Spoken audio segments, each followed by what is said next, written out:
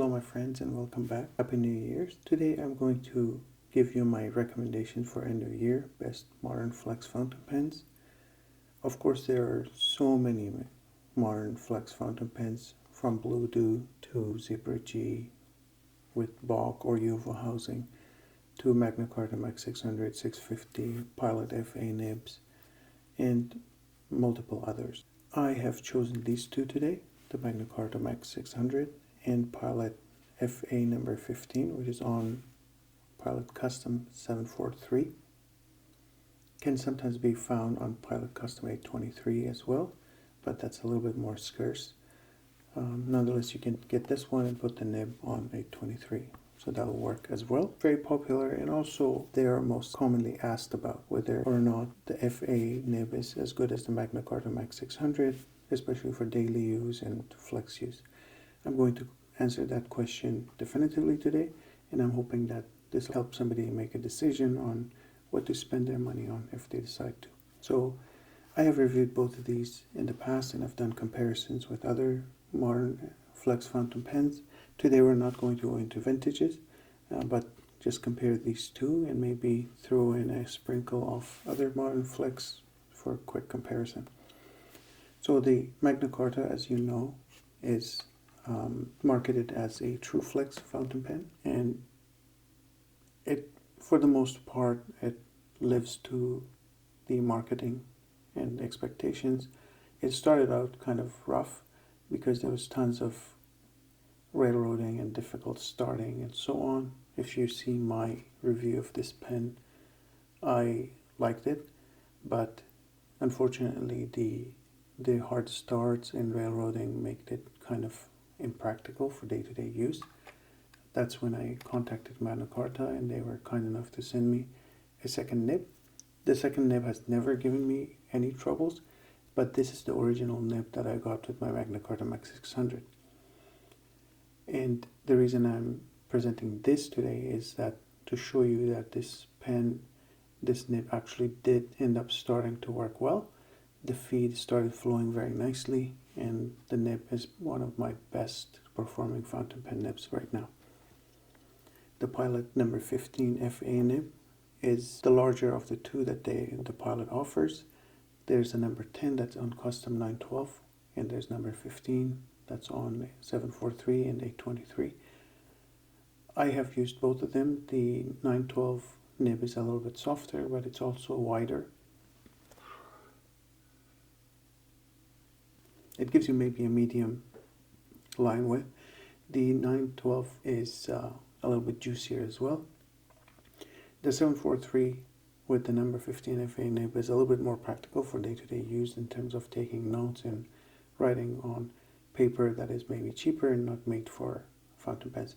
For me, I did modify this nib a little bit, make it a little bit sharper, a little bit thinner, and that serves my purpose.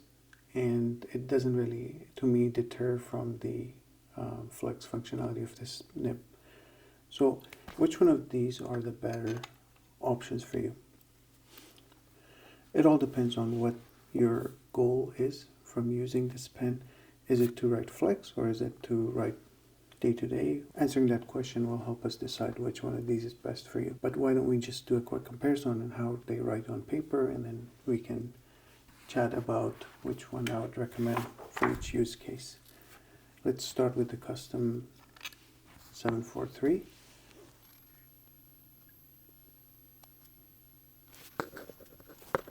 So I'm showing this perspective because I'd like you to basically watch me write with this pen and maybe formulate your own decision on how do you think this writes.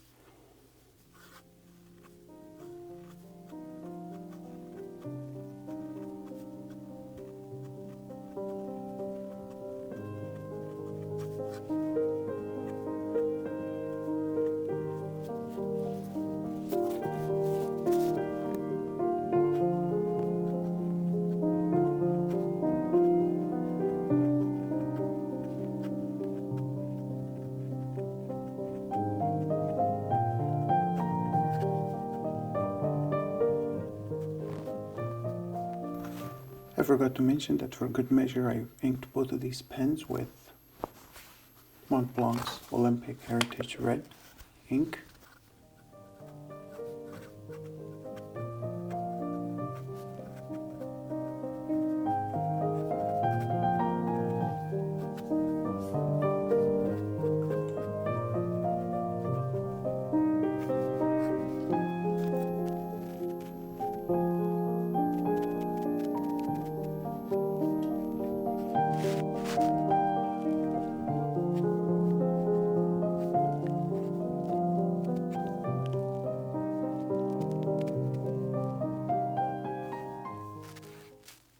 This is normal day-to-day writing with this pen. You can see that I did grind this down a little bit, and it is writing pretty sharp. I would say maybe around the same size as the Pilit Fine, which I happen to have handy, the Pilit Fine nib. And you can see that after grinding it down a bit, it writes at least fine as the Pilit Fine. So very, very good daily writer. You can see that it gives you a respectable amount of flex. So for occasional pleasure flexing, semi-flexing, this is really, really good nib. So I would definitely recommend that for that purpose. What I would not recommend this for is if you are into fully flexing a nib and want to have the pleasure of the feather-like feeling in a very soft nib, and you want to enjoy doing calligraphy, say copper plate or Spencerian and what have you. The one other thing I do want to mention about the FA nib here is that I do hear a lot of complaints about the feet not being able to keep up with the flex and so forth. That might be true of some of the pens, but just like the Magna Carta, I firmly believe that you should use this pen frequently and for a little while for the feet to kind of get going. I've learned this about several flex pens so far. So I have not had railroading issues with this pen except when it runs out of ink, and it does pretty good as long as you stay within the limits of what this nib can do.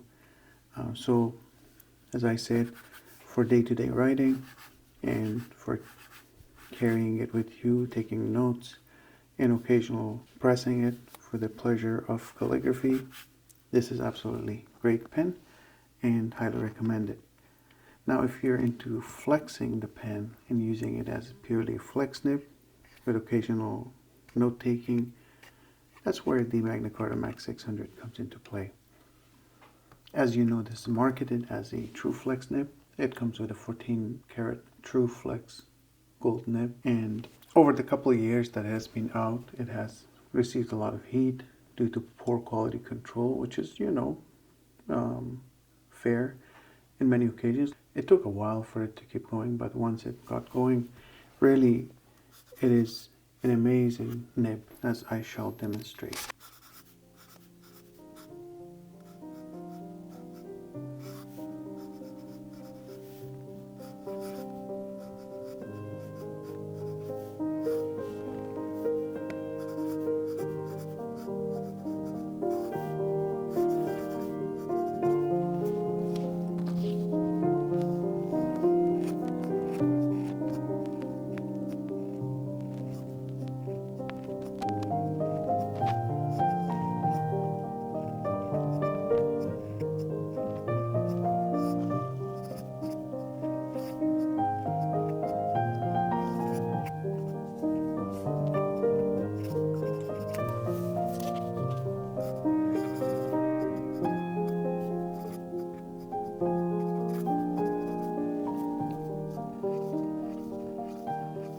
As you can see, this nib performs very well. And when it comes to comparing the flexibility of the nibs, really there's no comparison. The Mag 600 gets a lot wider lines, it's a lot juicier, and it's a lot more pliable when it comes to flex writing. The one remarkable thing that I've found about Mag 600 that I've not been able to replicate with really many other pens or any other pens, including my vintage flex nibs, is doing some of these flexing on the go kind of writing. For example, if you look at the Spencerian script, the shades that you give to your lines are generally given in precarious position. Like the A, for example, this part of A is shaded, so there's not many fountain pens that can give you that shade at an angle that you write it. I find that the real few pens that can do this are the dip nibs. Zebra G can do it sometimes if it's well fed, and the Blue Do can probably do some of it, but the best pen for that I find is the Mag 600. It can allow you to press it just by the virtue of how soft it is. It gives you the opportunity to give you the shades where you want it. The other place where you need this is the capital stems. That shade is so hard to get with fountain pen. That's what destroys fountain pens. You cannot really get that kind of shade from fountain pens. The dip pens, you can do it, but I find the Mag 600 one of the very, very few fountain pens that can do this, and the other one being the Blue Do, because it is pretty much a dip pen also. So this is very, very remarkable, and many of the other pens cannot do that. The Fountain Pen Revolution Ultraflex Gold Nib can do it, but it will not return to the thin lines after, and initially it cannot give you thin lines like the Mag 600 can. So in that department, Mag 600 definitely wins out. So this is something I wanted to discuss also. So in summary, both of these are very remarkable fountain pens, and it is really not fair to compare these two in terms of flexibility, because the Mag 600 is a flexibility giant basically. It is made to flex. The Pilit FA number 15 is essentially a soft nib. At best it is a semi-flex nib that can do a little bit of flexible writing. So it is unfair advantage to Magna Carta. But in terms of day-to-day writing, I think that they're more closely matched. The Mag 600, as I demonstrated here, can be used for day-to-day writing. It takes some getting used to, because it is very easy to press this and get a bunch of ink on the paper. If you write with fine and extra fine nibs, you learn to have a feather-like touch and have bare minimum amount of pressure on the paper, and essentially let the paper touch the pen. That is the rule of thumb. If you do that, you can use this Mag 600 as a day-to-day writer, no problem. As a day-to-day writer, however, the FA number 15 is a better nib, and it gives you a little bit more sense of confidence writing with it, a little bit more feedback, and you feel like it might be a little bit more durable. I've had this Magna Carta for about a year and a half now, and it has not warped, it has not splayed, it has not broken, nothing. And I do use my pen, so I do put it through good use. I'm not saying I abuse it, but it has not malfunctioned on me yet. If anything, it has gotten better and better with time. So again, in summary, you can't really go wrong with these. Just have to know what the purpose of you buying a FlexNib fountain pen is. Is it for day-to-day writing? I would get the FA, which is also a little bit maybe cheaper in the market. And if your purpose is to enjoy writing flexible fountain pen, definitely very, very few pens can match the Mag 600. There are the Fountain Pen Revolution pens that actually do rival this very well. They're close, they're much, much, much cheaper, but the experience is not the same. This and the Mag 650, they provide you with a very special writing experience that really is unmatched. Even if you look at the vintage fountain pens that have very nice nibs, these are Conklin and Endura, and this is the Waterman 58, this is the Waterman number 4. Amazing nibs. They do not give the same softness as the Mag 600. So Mag 600 really is holding its own against these giant, giant vintage flex fountain pens. And the more time I spend using the Mag 600, the more impressed I am by it. So to conclude this video, decision to get one of these is purely dependent on whether or not you want to use it for flex writing. If you want to do mostly note taking with some flexing, the Pilit pen is the way to go. If you want to do mostly flex writing and enjoy flexing your pen and not really worry about it too much, about breaking it and so forth, get the Mag 600 or Mag 650. I would go with Mag 600 over the 650 because it's just remember that you're getting it for the nib experience. So those are my 2 cents. Whichever one of these you do get, I hope that you spend a lot of quality time with it, and I hope that you enjoy writing very, very beautiful things in the next year, new year, and many, many years to come. If you have any questions, please do not hesitate to ask. Otherwise, we'll see you in the next video. Goodbye.